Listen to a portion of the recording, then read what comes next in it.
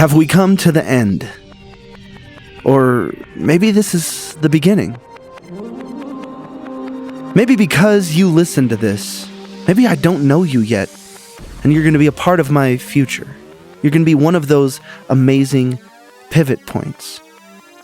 Maybe you're in the present right now. We know each other. But maybe we haven't had the right chemistry yet to really achieve what we can do. It is my hope that through this story, through this podcast, I can inspire, I can connect with people on a level that is going to make them the greatest version of themselves. Now, is that because I'm a great example of what not to do? In some ways, yes. Or is that because maybe they understand that perseverance is so very important? Maybe it is the only trait that you actually need, is to not stop, is to not quit, is to keep going. Just put one foot in front of the other one. So I'm going to try to bring us home. I'm going to bring us to this moment right now, the moment that I am sitting in right now, because it's all been reflection. And everything after the moment that we end on today is going to be the future. Think about that. Without further ado, here is part 10 of The Homeless Millionaire. So needless to say, Harry Potter kind of has a special place in my heart because it was our entertainment. It was the thing that got our mind off of reality for that night. And even though we had those space heaters, we were so cold. But we had one another. And you know what? Yes, even though we wanted the entertainment, we wanted to stay up, we wanted to decompress, we were so tired from fighting the water monster all day. I mean, we probably fell asleep halfway through the first movie. We were dog tired. And you know what? When we got up the next day, we put one foot in front of the other and we persevered. And we were running to Home Depot and we were getting the parts for the plumbers and we were getting the parts for my father and we were getting buckets and we were getting all of the different towels and we had big moving blankets that, because we had just moved in, that we were trying to like soak up the water, and we were doing this. And I remember very, very clearly, everyone would strategically position themselves around the whole house and we'd go, okay, we're getting ready to turn on the water again. And what we were doing was we were listening to, okay, what light socket is it going to come out of now? What wall is it going to come gushing out of? What outlet is going to pop this time? And I remember so many times over the next 3 or 4 days that we were battling this. I mean, these are long days. And I remember so many times we'd turn on the water and we wouldn't hear anything. And we wouldn't hear anything. And we wouldn't hear anything. And we'd think we had it fixed. And then all of a sudden, water would just come bursting out of somewhere, and we're going, oh my God, because then it's a fire drill. Everyone's running all of the blankets and all of the towels and the buckets and the different this and that to try to salvage if it's going on the wood floor, if it's coming out of this, that, or the other. Everything is devoted to trying to save things and trying to get water away from things and soak up water. And it was to this day, we still have a fear of water. If I hear someone flush a toilet upstairs and I just hear kind of a little water trickle in the wall or something going through the drainage pipes, I'm telling you, it freaks me out. To this day, it freaks me out anytime I hear water like that. I think everyone in the house is like that. And so we continue this drill every day for 4 days. And then the plumber says, hey, tomorrow's Thanksgiving. I'm not going to be able to come. I was putting all this time in so that hopefully we would be able to have you be able to spend Thanksgiving in your house. Your very first house. But it's just not going to happen. I'm sorry. And so he leaves for the day, and we're just all kind of sitting down because it's been such a battle for so long. And I get a call from my mom. And my mom says, go to Walmart and buy as many jugs of water as you can. And I said, no, I'm done with water. I don't care if I ever see water again in my life. And she says, I just bought Thanksgiving dinner. I'm on my way down from Wyoming. I'm going to need water to cook with, wash my hands, and I need you to buy as many gallons as you can because I'm going to come down there and I'm going to cook you Thanksgiving dinner because you are going to spend Thanksgiving dinner at your new house. And I remember just getting choked up because my mom knew how important it was to me. She knew how excited I was. And I went to Walmart. I cleared them out of whether it was distilled water, or artisan water, or drinking water. I got the 5-gallon jugs. I got so much water. And my mom showed up and she cooked Thanksgiving dinner. And even though that was one of the craziest times of my life, that might be my favorite Thanksgiving dinner. Because that Thanksgiving dinner, it shows perseverance. It shows what this group of people are capable of. And that wasn't just my family. That's not just my mom doing. Everyone rallied to get Thanksgiving dinner. And I'm not talking about like this was just kind of thing. This is in the movies, like the crazy Thanksgiving dinner with like all the stuffing and the yams and sweet potatoes and apple pie, everything. I mean, my mom went all out because she said, you know what? My family needs me. I am the matriarch of a beautiful, wonderful family, and I am going to show you guys that perseverance lives in every corner of everyone you know, and I've got your back. And we had Thanksgiving dinner, and it was amazing. Amazing. And you know, at that moment, in that day, we let go. We just experienced one another. We were just in that moment. We finally fully decompressed. We weren't talking about all the crazy crap we were about to go through tomorrow. We just let go, and we loved. And we were present in that moment. We weren't scared of the future, and it was amazing. But you want to know what's not amazing? And you know what? If you get kind of grossed out, now would be the time to maybe fast forward by 1 minute. Because, like I said, nothing has worked yet in the house as far as running water. So everyone's using this one porta potty. I'm telling you right now, when you got 5 people, you got my dad, you got my mom, you've got the plumbers. In 5 days, 6 days, while we're fighting all of these battles, the amount of stuff people can produce in a porta potty is pretty astonishing. And you got to realize in the middle of the night, when number 2 calls and it's negative degrees outside, well, you got to you got to bundle up, and you got to go handle business outside.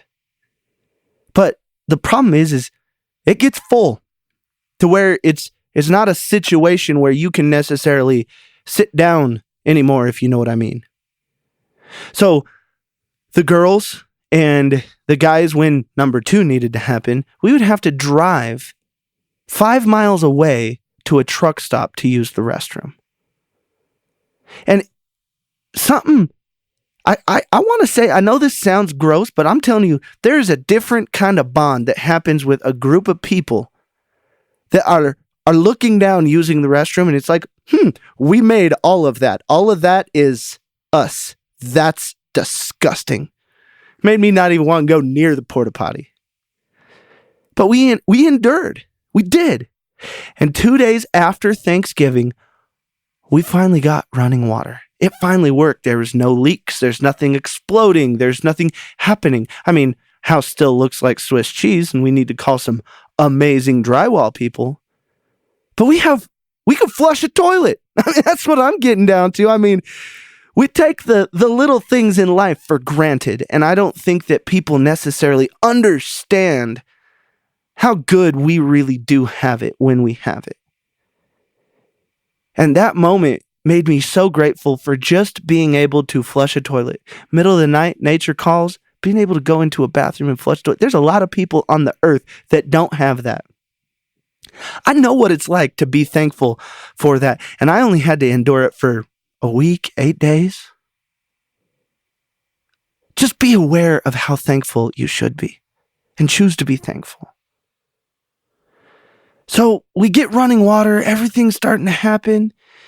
But again, this was a foreclosed house. So there's no outlets in at least half of the places there should be. And we've blown up all the other ones that should work because water is coming out of them. And there's no fixtures, there's no lights, there's no switches. And so we get really good at electrical work really fast. And I mean, Zach Markle, probably, I'll bet you he wired 400 outlets. I mean, it was like 3 all day long worth of work, 3 days. And I'm telling you, it's amazing what you go through when you are trying to just get a place to be able to, plug a radio in. Wiring up the lights, the fixtures, trying to figure out, okay, what was going on in this house? How is it a 3-way switch? Is it a 2-way switch? Or what do we need GFIs on? All of these things we didn't know. I mean, thank God for my dad because he was showing us. He was saying, all right, this is what you're going to have to do. This is what you're going to have to do. And then we'd go through and we'd really get it done. And it's a good thing too, because I get the financing company call me. They say, all right, hey, we need to get an appraisal on the house. And I said, when are you going to be here? He says, oh, I'm probably going to be there about 4 days. And I'm looking around. And my house looks like Swiss cheese because think about it. You got to punch a hole every single time into the wall so you can find the pipe that's bursted. And then if you miss by another foot or whatever, you have to punch a hole after you look into the wall and see where it is. So my house literally looks like Swiss cheese. We have very few fixtures. We have almost no outlets. And this guy wants to come and appraise the house to make sure that the financing company gave the money to the right people. And it's the final step in the process. Fire drill number 739 in my life. So we're running around and we're trying to get it done. And you know what? We did. We rallied as a team, and we're getting really good at this by now. It's second nature. Our chemistry is to get stronger when you challenge us. Now, that's a team I'm proud to be a part of. And we rallied and we got the fixtures, right? We got the ceiling fans hung because when these people left the house, they took everything. They took toilets. Who takes a toilet? Come on, man. We had to install toilets. We had to install sinks. We had to install light switches. We had the outlets, the ceiling fans, light bulbs, the sconces, everything. We had to figure all that stuff out. We had to install the range. We had to install a hood. We had to go get a fridge. The finer things in life. Just being able to keep food cold. But he shows up and he goes through the house. He says, man, this was a great buy. This house looks beautiful. This house looks great. And we were all so proud in that moment because we came through, and there's no way we could have done it if we were not this specific team. And I'm so proud of all these moments. But again, we persevered. There's so many times where any normal or sane or rational person would have given up. We don't know how to do that. So now all of our focus gets shifted onto the studio because we need to get this place making some money so that we can pay some bills. And so we come up with the idea, we got to do a big grand opening. We got to have everybody come. We got to make a statement. Well, you know what? 25,000 square feet is a lot of place, is a lot of stuff to come up with. I think at this point, because we were probably one suite down, we might have been only 20,000 square feet, but that's still just so much to get ready.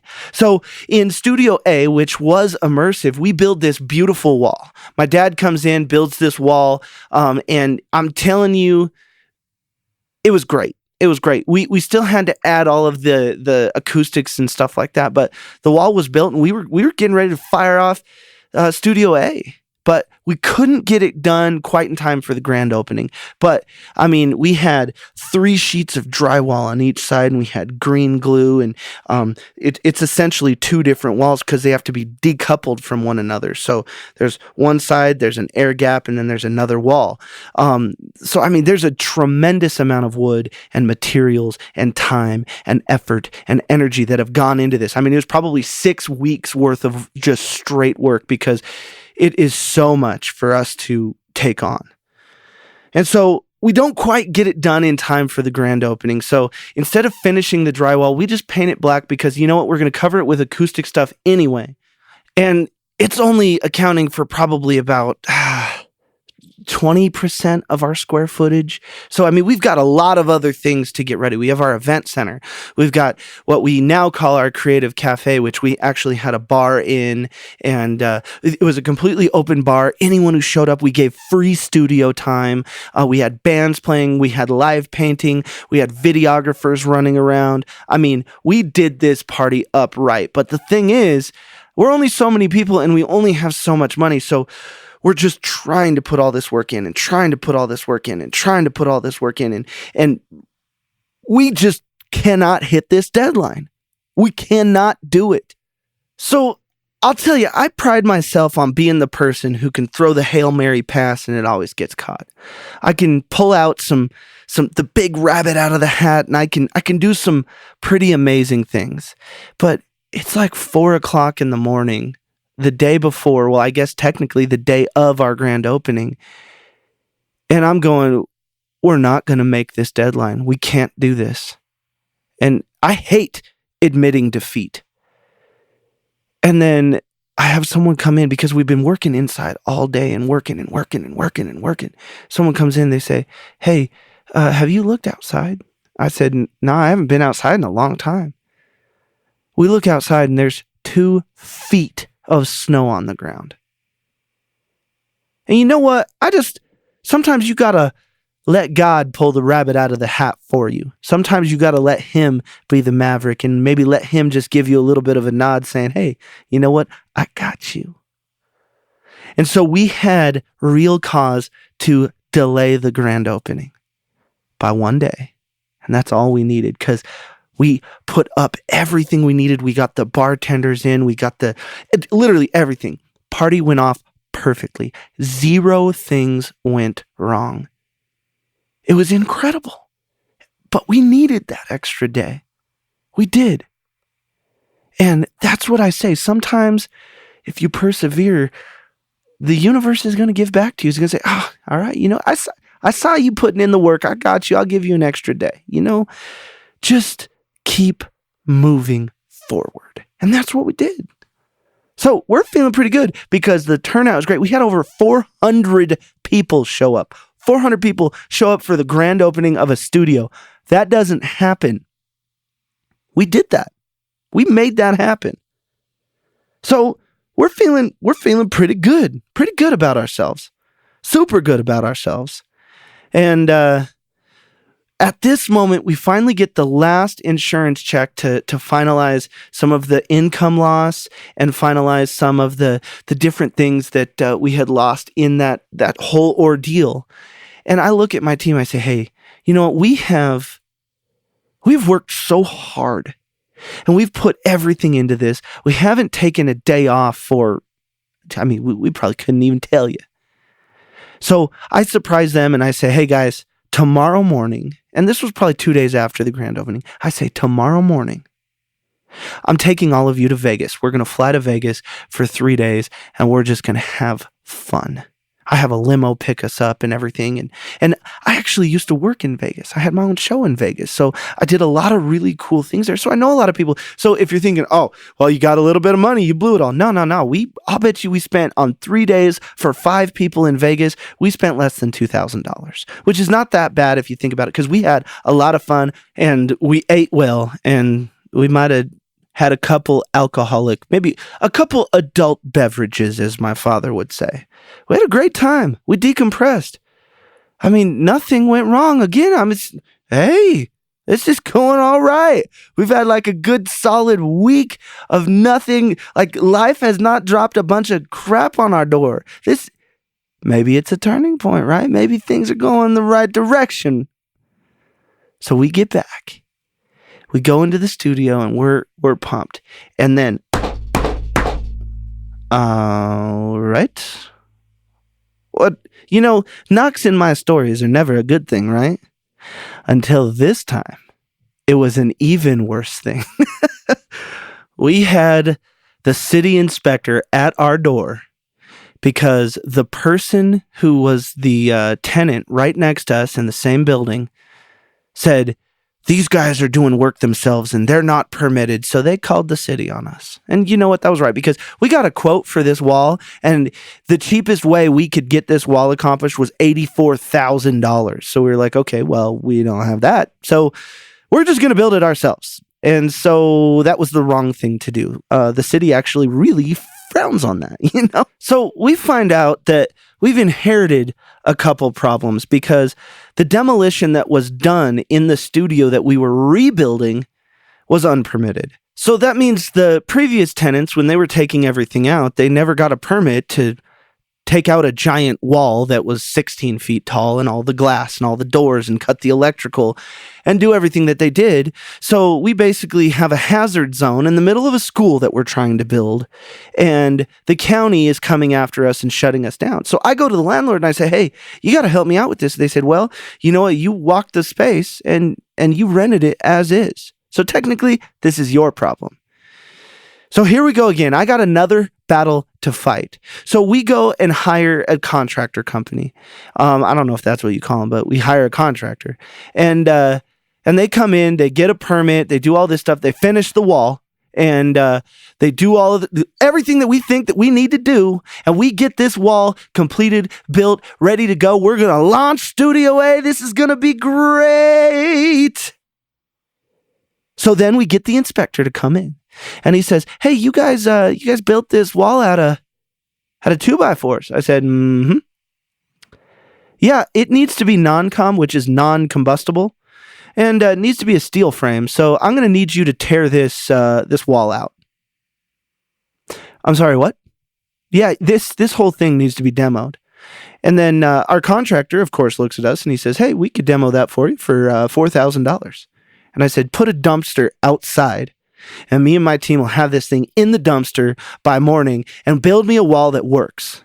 Now, we're still fighting the wall war today. I feel like I'm battling Trump with this wall, but do I want it built? Do I not want it built? I don't know. Right now, it's as hard as whatever Trump is trying to do on the Mexican border. That's how I feel about this, because it's been a giant pain in my butt since I've gotten this building. Fighting with Boulder, fighting with people calling, fighting with us doing it, the contractor, and we had one contractor try to do it, and he couldn't do it, didn't know how to build sound stuff, and then we had another one step in, and then he failed to do it, and so we're doing our best. We're still fighting that fight today. But this is not something, we expended a lot of time, energy, money, effort on this, and then having the city come after you. Now, I've since made peace with the city, and we're cohabitating well. I'm an interesting character to be in Boulder, I'll tell you that, but I'm here nonetheless. And you know what? I've really grown to love this place. I love Boulder. Actually, it's incredible. It's beautiful. It's got a lot of technology with nature, which doesn't happen in very many places. It's got a special kind of situation going on up here. So I'm excited. And I'm just going to keep putting one foot in front of the other. I'm going to keep persevering. And you know what? I hope that I can have that studio done for you as soon as possible. And I can promise you it's going to be done as soon as possible. And through this story, you've probably figured out by now, I will do whatever it takes. I persevere like no other. So it's going to get done, but this was not the thing we needed 2 years ago when we had just gotten into this. And this is maybe 3-4 months into us having it, but we don't have any real clients, but we have started to pick up some of the students, and we've been finishing off the curriculum, and we're starting to get this crazy thing called cash flow. Not much, not yet, but it's starting, and you can feel something great is happening because students are starting to call. We're starting this crazy thing called Facebook advertising. And we're taking pictures, and we're starting to do all of these things that are really garnering a difference. So again, we can feel ourselves picking up steam. Things are going great. And we realize, hey, we've got a decent amount of momentum on this KMG Life thing. We should probably trademark it.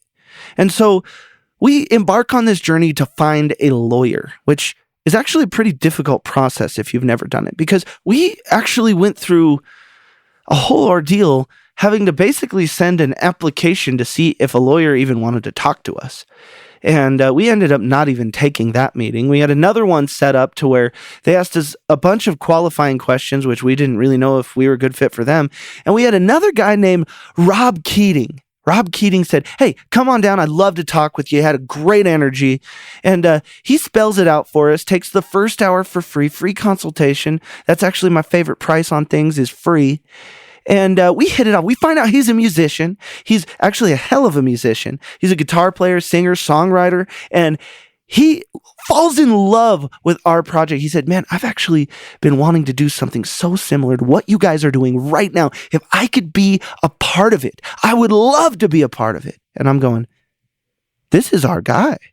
Because people who care about things and people who can put a piece of themselves into what they do, I mean, you can't beat them. And so if he really feels what we're trying to do, I mean, this is our guy. And in full disclosure, he becomes one of my best friends. He fights for us and our company, is a half mentor, is a business partner, he's awesome. He is an epic human, and he's an even better friend. I mean, I love him. It's probably obvious at this point, but I'm telling you, he's great. He's one of those he's a diamond in the rough. I'm telling you, he's Aladdin. But we kick it off, and then so we have this meeting, and he starts on our trademark. Everything's moving forward, right? This is when everything feels good, especially in this story. What's about to happen? Come on. So we get an email, and it's from the Department of Occupational Schools, or the Division of Occupational Schools of Colorado, and it says, looks like you guys are a school trying to operate in Colorado, and we're gonna need you to come talk to us about a couple things. And we need you to get approved and regulated. What's that mean? All right, so we get a pretty not necessarily a threatening letter, but it's like, if you don't do something about this, we're gonna be a problem. You know, that kind of thing, where they like hand you the thing, they smile but they wink, and you're like, wow, I'm not really sure what that wink meant. So we get this email, we talk to him. So we go back and talk to Rob, and we say, hey, what's going on with this? We actually kind of need some more legal help. So he does all this research. He finds out what we need to do. He finds out about the application. He finds out the catalog we need to make, the handbook we need to make, the way you do attendance, the way you do everything about a school. And I mean, we had done some of those things, but we didn't know how regulated this industry was. If you ever want to do one of the hardest things in your entire life, go start a school. I'm going to tell you that right now. So he gives us the packet. Hey, you got to have all this stuff done. You got to have like $7,000 or something for the application, and the fees and the filing fees and the catalog and the this, that, and the other. And oh, by the way, we need to have all of the employees registered. You have to pay for background checks. Also, you have to have registered agents on the people who can talk to the people about whether or not they want to go to school. And so we're going, oh man, how long do we have to do this? You know what I mean? Because I mean, just to put this in perspective, it's probably the beginning of summer, or right before the beginning of summer. And so they say the last time that you can do it this year is in December. I think it was December 2nd. And so we had to have everything ready. So we're like, okay, well, we have like 6 months, which thank God, because it's a very expensive process, and we needed cash flow. We needed to get some students in. We needed to do this. But since we were abiding by their laws and we were in great communication, going back and forth, we could continue to operate. They gave us at least that much leeway. So we go through all of the due diligence. We start doing research. We start working with Rob. We start building something that is going to become the KMG Academy. And we're actually pretty excited about the whole process. And in this whole process, right when summer started, my nephew came down. My nephew his name is Sallow Kimball. And his mom hits me up. She says, hey, you know what? My son's being kind of a little turd. He's always kind of respected you. And I was just wondering if I could send him up to your house for a little bit of the summer. Maybe you could straighten him out. I said, you know what? I could probably do that. And in my house, you're not allowed to wake up past 8 a.m. All right. And so I tell him this. I say, hey, you know what? You got to be sitting on that couch when I come out, and we got to be ready for our day. We got to go conquer this day. All right, buddy? And he goes, yeah, I got you. Let's do this, man. And so I wake up, and it's probably 7:55. So I sit on the couch, and 8 a.m. rolls around. He doesn't come down. And then 9. And then 10. And then 11. I wasn't sitting there the whole time. I'm doing stuff and getting things. I think it was a Saturday or something. He comes out of bed at noon. It was probably just shy of noon. And he sits down and he says, man, you got any cereal? I'm really hungry. And I said, why? What? Number one, why are you up so late? And he goes, oh, yeah, sorry, my alarm didn't go off. I said, okay, well, you know what? Before you eat, here's what I'm going to need you to do. I'm going to need you to go outside, and I'm going to need you to mow the lawn, because you need to understand there's consequences for your actions, number one. Number two, if I have a rule that means you cannot be out of bed past 8 a.m., what are you doing getting out of bed at noon? He said, oh, yeah, sorry about that. I said, well, you got to go mow the lawn, because you got to make this up to me, and this is just the way this is, man. He goes, you know what? I didn't come up here to do yard work. I came up here to learn from you. And I said, all right, let me just break it down for you, little man. Let's do this real quick. You don't have to mow my lawn. For the next 3 days, I want to take you to Elitch's. I want to go out and hang out on the lake. I want to go grab some food, and I want to go watch movies. And I'm going to be your uncle, and we're just going to go have fun the whole time. Sound good? He goes, yeah, let's do that. I said, I want to go buy you some video games. Let's get all this stuff done right now. And he goes, this is what I'm talking about.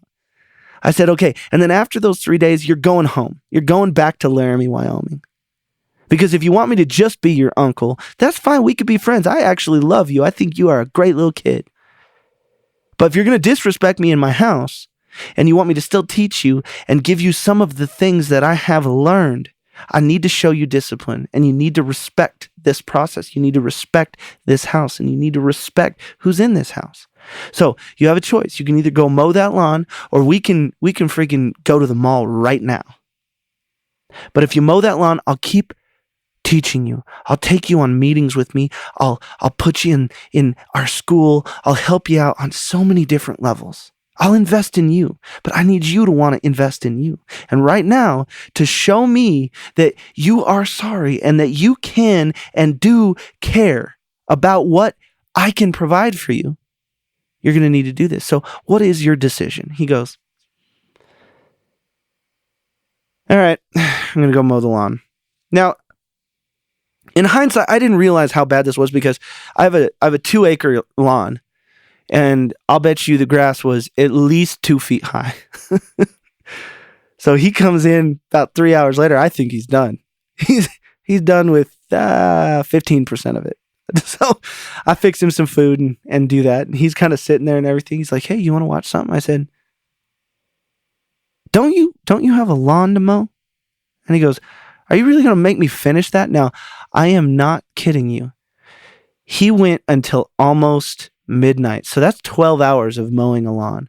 And because it was an electric mower, I mean, it really struggled, and it'd take a long time for the batteries to charge up, and he's constantly switching out batteries. But that day I showed him, I said, look, finish what you start, and you cannot win unless you finish. And showing him that small lesson that day, I think is going to stay with him for the rest of his life, because that day he changed. Now, the other really fun story in this chapter of our life, my mentoring Salo, I think is important to say, is because he wouldn't say I love you to anybody. And there was one time at a mall, I gave him a hug. I said, man, I love you, buddy. He goes, mm-hmm. I said, I love you. And he goes, yeah. And keep in mind, I'm hugging him at this moment. And I say, I love you, buddy. And he goes, yeah, I heard you. So I say, okay, well, I'm not going to let go until you at least say, I love you too, uncle. Because in this family, when someone says, I love you, you say, I love you too. Do you not love me? He says, not necessarily. I said, okay, well, I love you, buddy. He goes, yeah. Mm-hmm. I said, and we're in the middle of a mall. Now, he's a really shy kid. And so I said, I love you, buddy. Uh-huh. I love you, buddy. Um, and he goes, I love you too. I said, okay, from now on, if you don't say I love you back, I'm just going to get louder and louder and louder because I want the world to know how much I love you. I want you to know that. I'm going to keep loving you until you're going to not be ashamed to love me back because this family knows how to love. That's something that I cannot take away from my family because we love and we love big. Now, another thing that happens in this chapter of my life is I have another family member enter the picture because he is losing his business, is getting evicted, and just got his car repossessed. Sounds kind of familiar, so I'm like, I totally know what you're going through. I got your back because I'm excited to be on, like, I'm in a little better position. I'm excited to be able to help somebody out. So I take him in. I say, you can live with me. We can do this. I'll have you be part of my team. I give him my Escalade, 2016 Escalade. And to be honest with you, it's not like I was trying to ball out of control. I was actually downsizing. So I was dumb enough to buy a BMW i8 $150,000 sports car. Again, downsizing, trying to get out of that thing. So finally got my credit to a place to where I could refinance and do that. And I was also getting out of a truck. So I went from an i8 and a brand new truck into just the Escalade, which basically took my payment way, way, way down. But it was the only thing expensive enough to carry the negative equity.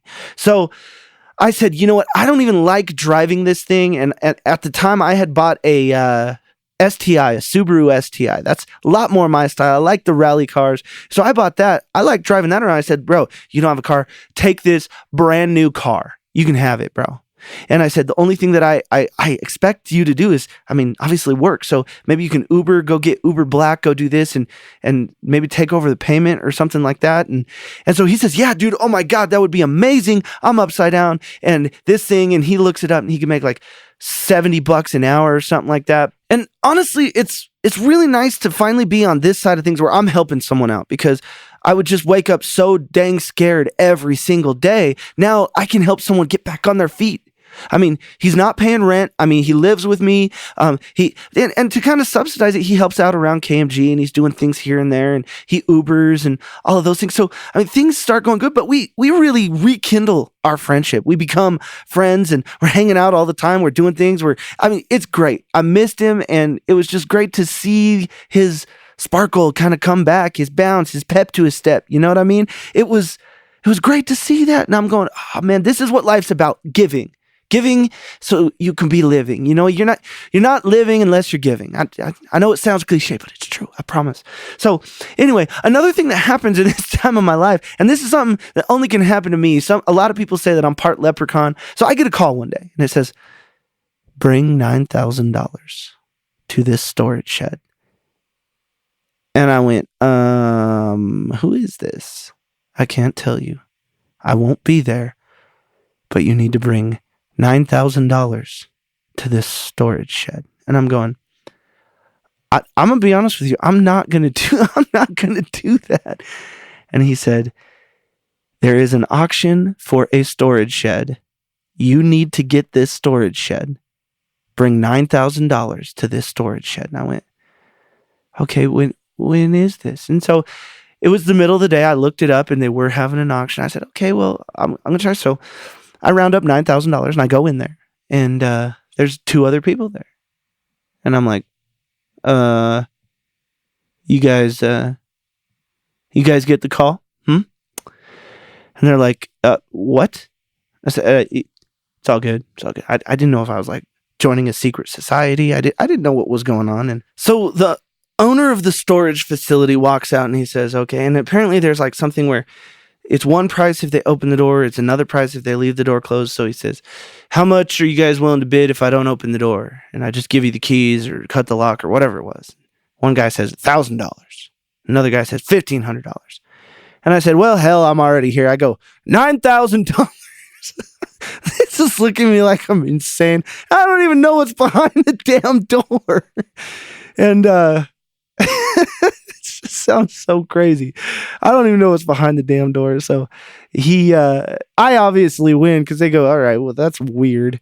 And so they cut the lock. We open it up. There's a freaking 56 channel SSL, which is $1 million console. And there's a pair of Genelecs in there that are like 300 pounds a piece. They're like $60,000. And there's probably, I don't know, $40,000-$50,000 worth of just amazing guitar amps. And I'm going, all right, well, just go ahead and take this money. I got the Escalade and the trailer, and my cousin was with me. And we grabbed everything. I mean, everything. And I was going, this is awesome. So, I mean, we massively upgraded out of nowhere. We're not expecting that. You know what I mean? So with this big influx of gear, we get to work. I mean, we immediately start using the stuff and posting about it, and getting really excited to move it and use it and just be a part of it. I mean, this is some of our dream gear, and we're having a great time. I've actually since met the owner who was going, oh man, I was wondering who's going to get that storage shed, and I've become friends with him. It was pretty great. I'm like, are you the one who called me? Like, he's like, I have no idea. And so, anyway, that's another story. That's a crazy story how that whole thing happened, because we finally did figure it out. But at this time, it's kind of the end of the summer. So Salo goes home, and we had completely changed him. He starts saying, I love you. He's a great kid. He's getting up. He's working. He's doing all these things. And he loves music. He reminds me so much of me. And we realized that he couldn't practice the saxophone because he was renting his instrument. So over the summer, he couldn't practice because he had to give his instrument back. So I said, BS. We went and got him an instrument. We went and got him a tenor saxophone. And now I just went and watched him play in his school musical. I mean, I'm so proud of this kid. It's unreal. And I bought him an Audible subscription. And I will only give him allowance if he proves to me that he's read a book and we talk about it. And I mean, this kid is going to be a little CEO. I'm telling you, he's a great little kid. I'm trying to help him not make the same mistakes I did. So anyway, he goes home. We're still very close. Everything's great. Everything's good. It's good. And, for the first time, there's a little bit of a peace. There's a little bit of a calm, And, fast forward to probably about September. What we do in September is every year we'll go up to Avon for my wife's birthday. I'll always take everyone who's kind of gone through hell with me. And so we've got, and this time we bring my cousin. And so we're up there, and you know what? We'll rent out one of their conference rooms one day, and we'll talk a bunch of business, or we'll go get in the hot tub, or we'll go work out, and we just lounge around and experience one another, live life, have fun. And one of the times I was going, hey, I was talking to my cousin. I said, hey, can I get that payment for the Escalade? Because, he'd been working a ton. And actually, since he had gone and started also working as a manager at Red Lobster, because he had a ton of experience in the food industry at Olive Garden. And so, he's working a ton. He's doing all these things. And I think as a joke, I said, hey, man, can I get that? And he gives it to me in ones. He gives me a ton of money in ones. So while I'm up there, I was playing like I was Dumb and Dumber. And every time I walk around, and I'd throw out 2 ones, and I'd give it to the person. I'm tipping everybody as I go through this hotel with ones. And I think it's funny. I don't know if they think it's necessarily very funny, but he plays that joke on me. And so we're having fun. We're living life, right? It's just a great time. And we come back, and we're rejuvenated. We're hitting it hard.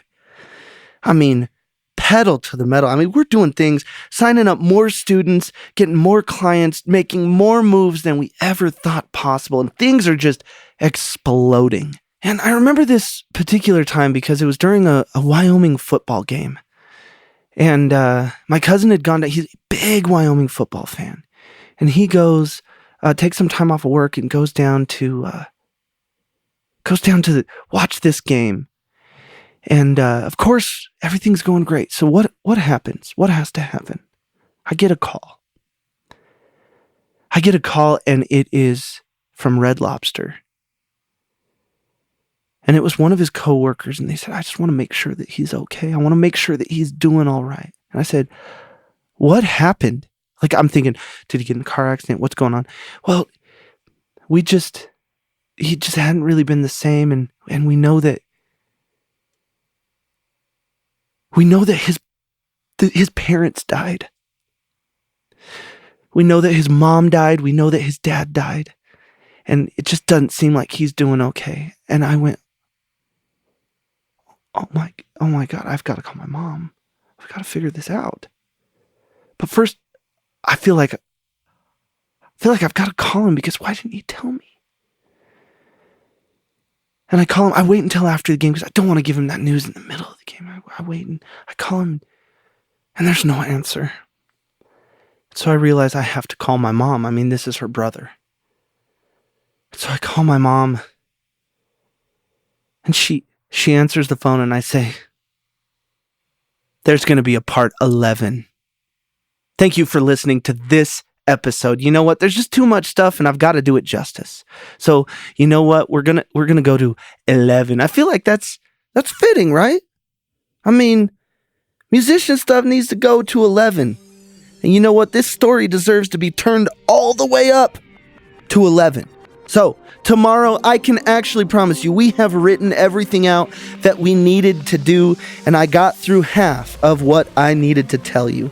So again, guys, thank you so much for listening to this crazy story. We're having fun, you're learning, and you know what? I really, really, really appreciate you. This is Greg Kimball. This is Now Our Story. See you tomorrow.